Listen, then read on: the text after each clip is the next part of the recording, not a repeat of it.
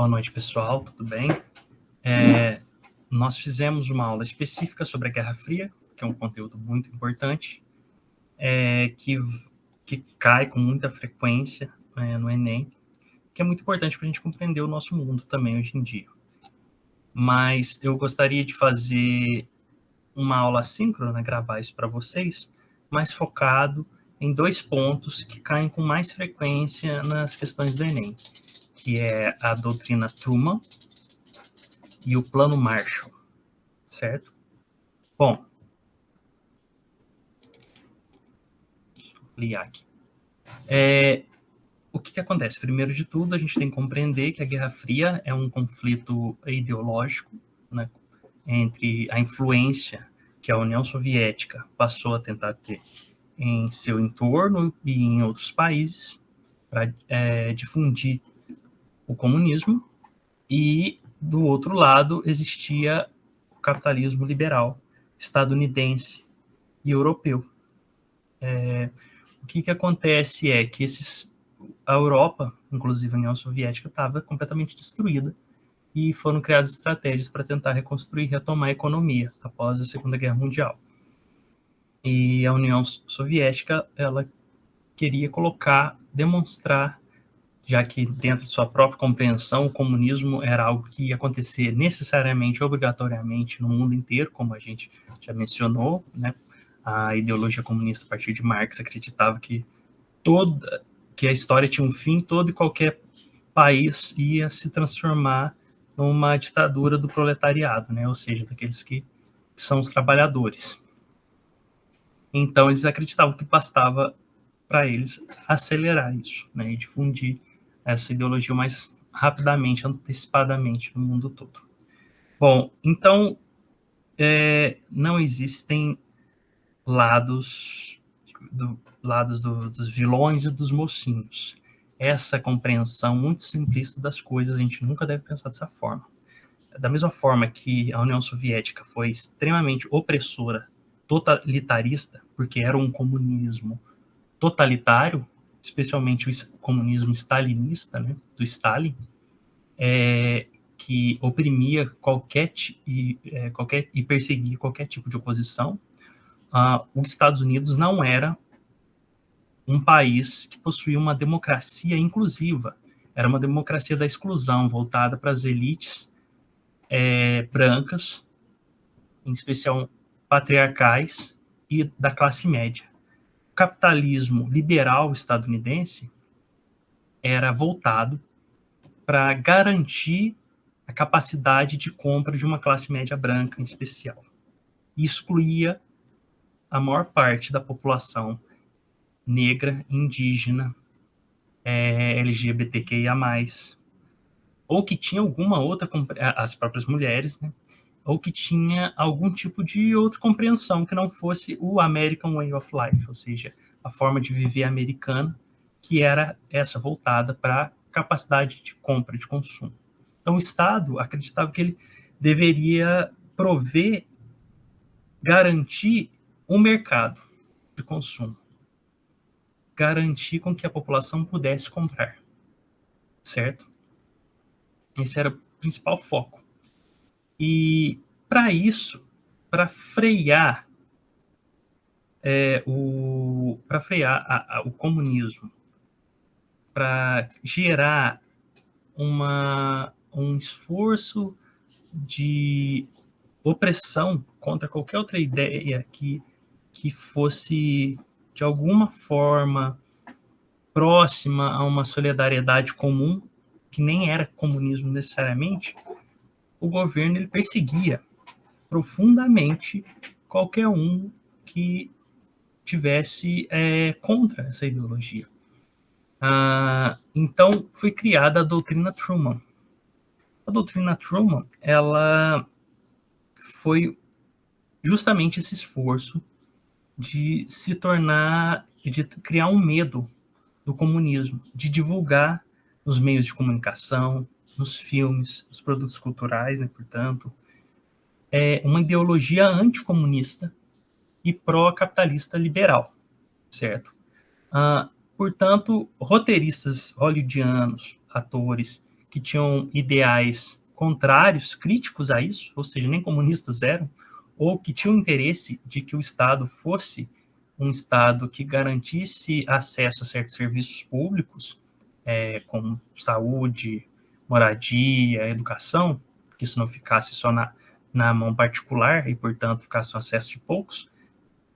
Essas pessoas que tinham essas ideias, elas eram muito mal vistas. E existiam listas negras do próprio governo para ter controle sobre essas pessoas, para ficar de olho nessas pessoas. A doutrina Truman, ela buscou produzir essa influência nos outros países da América Latina. Para isso, os Estados Unidos criou um sistema de inteligência que literalmente espionava esses países e derrubava governos que não atendessem os interesses americanos ou que tivesse algum interesse comunista ou socialista.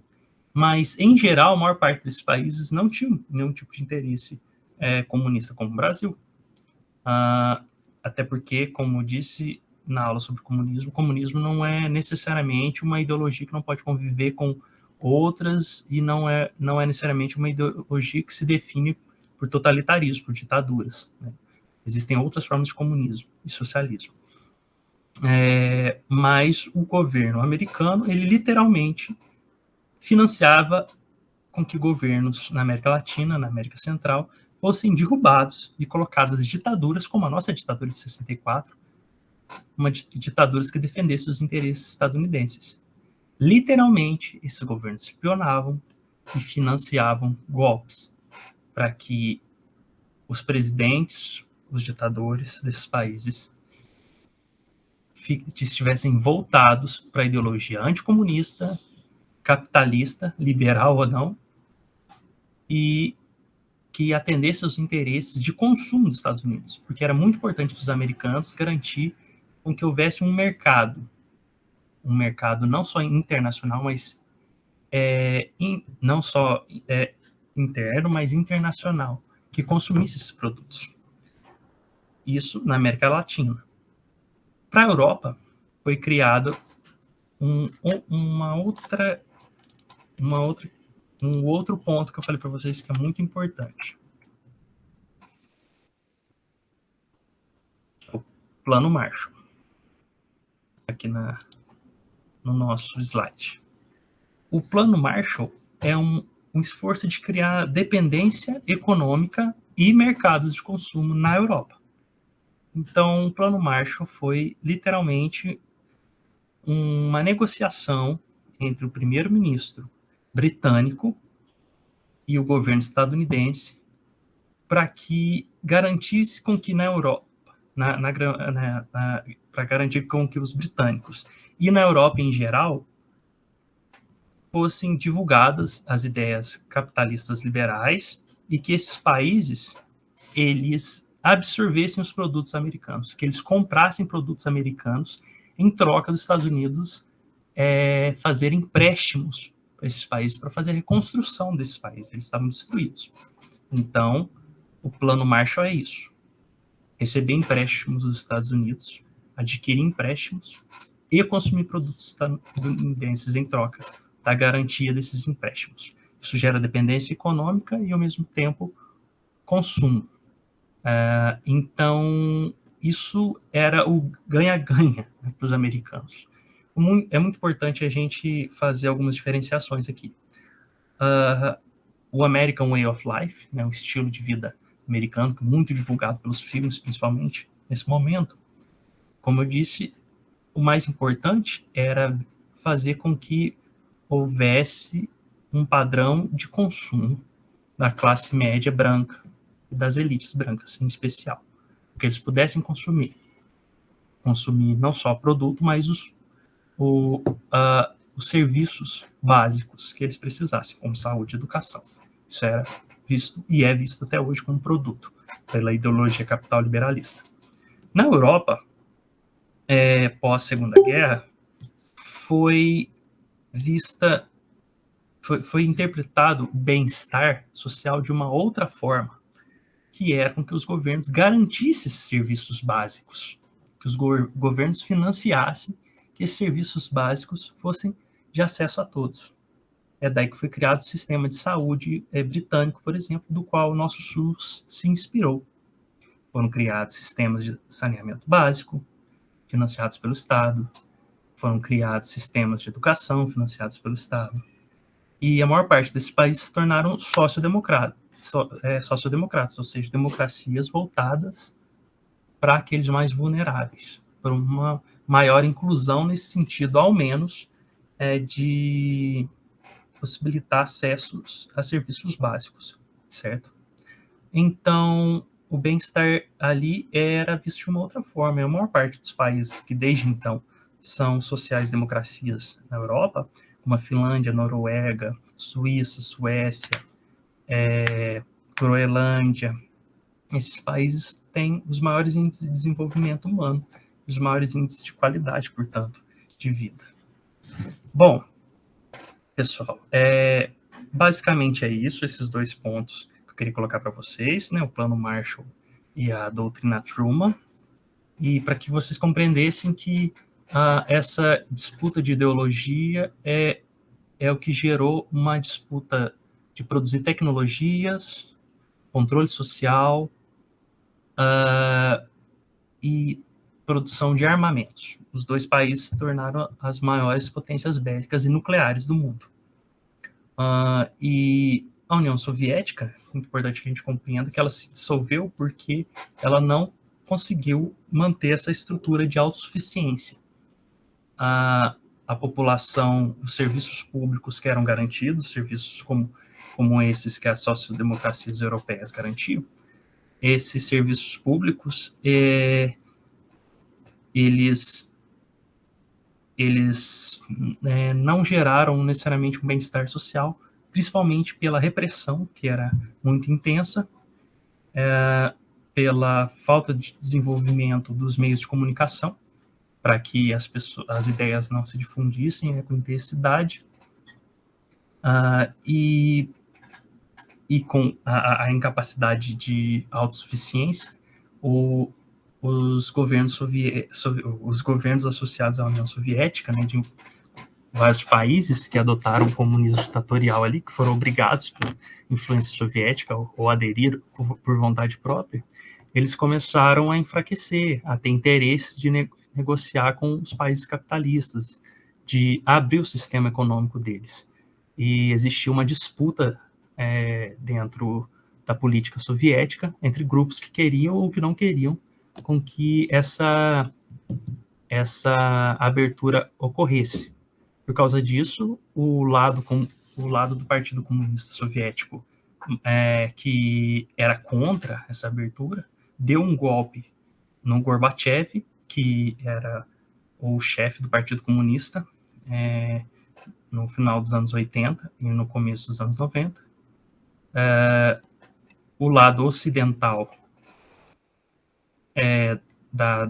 o lado oriental, de influência, o lado oriental da Alemanha, de influência comunista, caiu, perdeu a força. Por isso, o muro caiu em 1989. Isso foi um símbolo muito grande, porque, afinal de contas, o muro estava ali, às claras, demonstrando a violência repressiva, porque toda e qualquer pessoa que tentasse pular o muro do lado comunista para o capitalista, ele poderia ser fuzilado, baleado ali. Então era um símbolo dessa opressão muito intensa. Então, quando a União Soviética perde influência na Alemanha Oriental, esse muro cai. Isso é muito simbólico sobre a perca de poder soviético. Bom, portanto, o grupo mais autoritário do Partido Comunista tenta dar o golpe, derruba o Gorbachev, a própria população, completamente satisfeita com isso, recoloca ele no poder, mas não se sustenta ali no começo dos anos 90, o Gorbachev já muito enfraquecido, o interesse da população em abrir a economia, em negociar com países não comunistas, cresce e a União Soviética é dissolvida. Bom, então é isso, pessoal. Bons estudos e até a próxima.